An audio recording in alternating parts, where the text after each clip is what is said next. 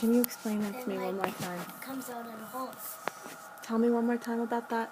There's not one. No, I'm recording it. So the snow. So I know why we hear all these trains. It's because you know how those little holes in the snow. Yeah. The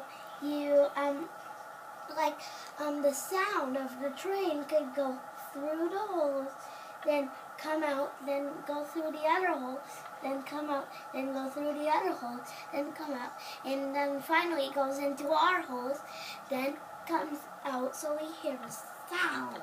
And that's how it's traveling so well? Yeah. It's going a car. One more minute. How's your head? It still hurts a little.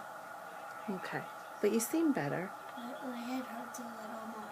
Does? Not a little more, but it hurts less, but it still keeps going like.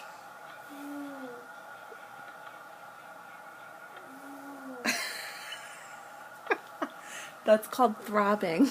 What? You were so